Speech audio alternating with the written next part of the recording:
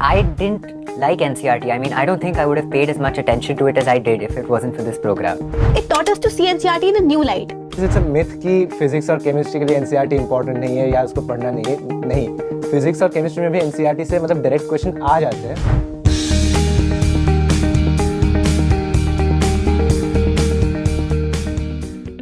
I remember that the NCERT booster program was just so helpful during my NEET preparation. I agree. The NCERT booster program basically helped me to strengthen my NCERT based concepts, and it also helped me to revise the lines of NCERT thoroughly. You're right. I didn't like NCERT. I mean, I don't think I would have paid as much attention to it as I did if it wasn't for this program. And on top of that, it was such a comprehensive program. It integrated everything.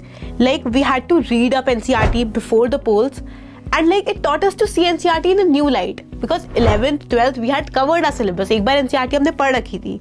But like, underlining all the lines, going through it all over again, provided so much new perspective. And then it was followed by like polls that were based on the same text that we read. वो कितना सही होता था ना? And the planners that were provided to us beforehand only, that provided such a structured approach, na? Definitely. The planning was amazing. I mean, it was a completely structured program. We had pre-poll preparation in place that would allow us to come prepared for the exam and allow us to write it, extract maximum benefit from the discussion sessions, from the polls, from the exams. We basically had 20 questions per poll, which were either from 1 or 2 chapters in each subject. So we had 30 minutes for physics and chemistry polls and 20 minutes if it was a botany or zoology poll. I think a very important part of the NBP, at least the polls, was that we'd get the result immediately. So we'd know what went wrong and why we went wrong in those places. I also remember the NBTS series. That was a very good test series that was purely based on NCERT. So the polls that we had in 1 week would be covered within that one test. And even poll-led discussions. तुम्हें याद है कैसे होते थे? हाँ, poll-led discussions में they used to not only focus on the questions that were asked in the poll, they used to tell us 4 possible questions that could be made from that one topic. The chapter was comprehensively discussed. And even simultaneously PYQ analysis चलती रहती थी. हाँ. That was very helpful. Definitely. So I remember there was a question in one of the NBP polls in botany where they had asked the shape and the number of flagella of the zoospore of Phaeophyceus. So एक जगह पे text पे उनका shape दिया हुआ है pyriform pear shape, while the number of flagella was given in a table.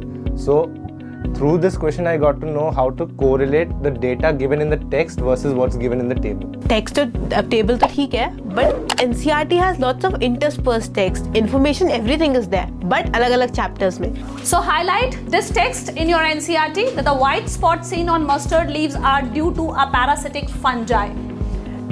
NCERT does not mention the name over here, but if you are familiar with your NCERT, you must be knowing that the white spots on mustard is caused by a fungi called albugo. Very good. Is this name mentioned anywhere in the NCERT? Yes. Tell me, Pranchu, where? In the Phycomycetes section. So please underline this statement also, that the albugo, the parasitic fungi on mustard. So this is how you need to cross-link the concepts which are mentioned on 2 different pages of the NCERT. Plus, NBP taught me how to interpret the diagrams based on what is given in the text, which is a valuable skill that I'm still using.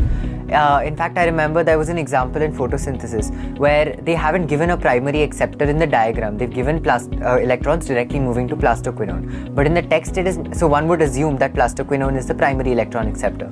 But in the text it's mentioned that the primary electron acceptor gives the electrons to plastoquinone. So one needs to correlate what they're reading in the text with the diagrams that they're seeing and understand how to interpret them properly, which NBP helped me do really well. So the diagrams in NCERT are very important along with their interpretation. In one of the polls in zoology, I had gotten a question wrong wherein they asked the order of, like the direction of flow of milk in the mammary gland. और ये भी देखना ज़रूरी है कि question में आखिर उन्होंने exactly पूछा क्या है.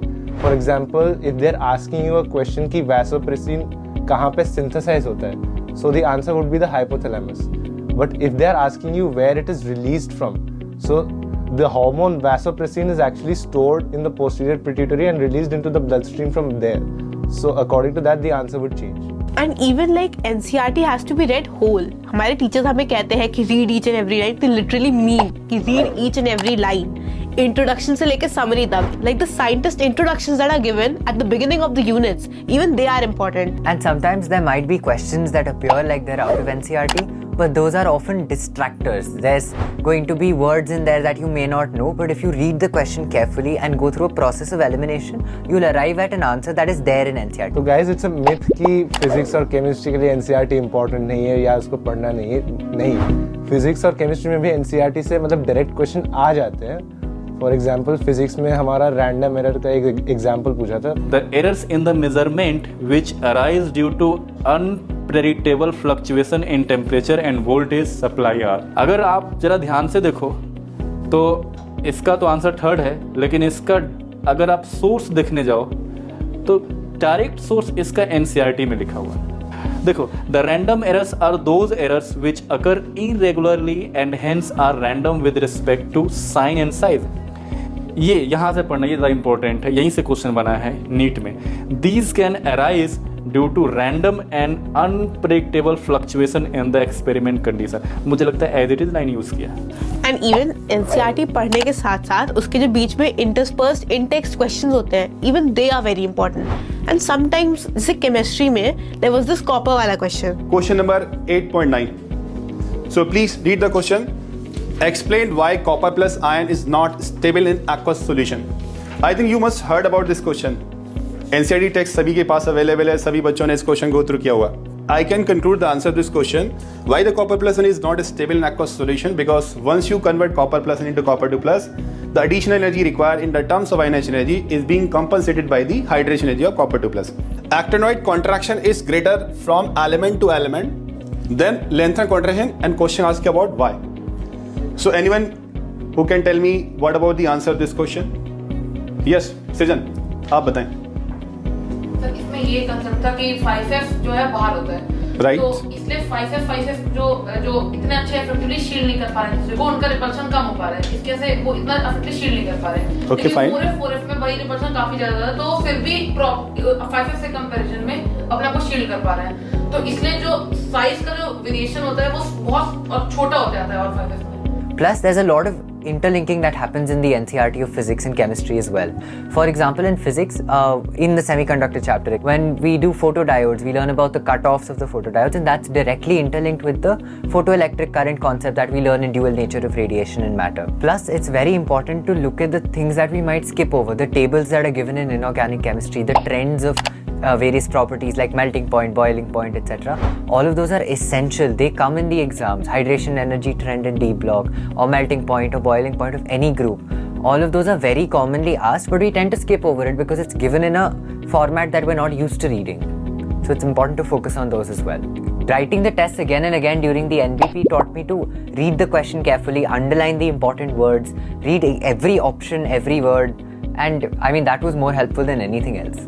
I used to commit a lot of OMR mistakes. I've committed like all sorts of OMR mistakes. I have filled my roll number wrong once, then I got scolded by my teacher. Then the one thing I repeated a lot was making errors during my OMR filling. So NBP program helped me develop exam temperament.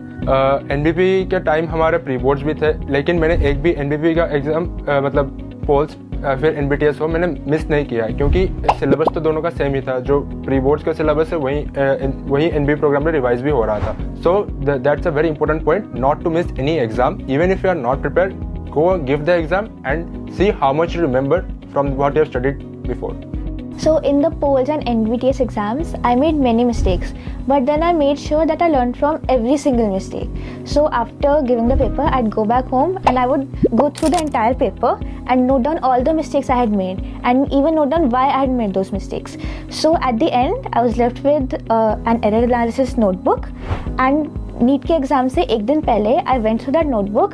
सो मुझे पता था कि मैंने जितनी भी mistakes करनी है I have already made them in the NBTS exams, and मैं नीट के पेपर में वो मिस्टेक्स दोबारा ना करूँ. जब भी कोई एग्जाम में ज़्यादा सिलेबस आता था, जैसे NBTS में there were many topics and it was not possible to revise the entire NCERT again, so I would take help from NCERT maps. उसमें all the important points were covered in a very concise and compact form, तो I could revise the entire chapter multiple times through the NCERT maps. Then like chapter read तो कर लिया, revise कर लिया. उसके बाद assessment के लिए I go to know your NCERT. In those very good questions were given and different types of questions like assertion, reason, true, false. तो लाइक जो भी मैंने थ्योरी पढ़ी है उसको अप्लाई करना सीखा and then through the questions I would find कि पहले ज़्यादा मिस्टेक्स की देन थोड़ी कम हुई एंड पता चलता था कि एनसीईआरटी की कौन सी लाइन स्किप हो गई हैं, so I could revise them again.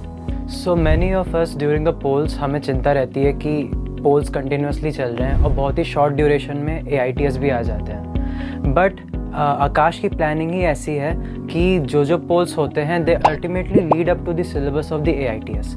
So in my preparation time I did not have to put any extra effort on the AITS, and the detailed discussion of each of the preceding polls helped me analyze my mistakes, improve my concepts, and that reflected in my AITS. The poll discussions during the NPP also gave me a chance to learn from my peers.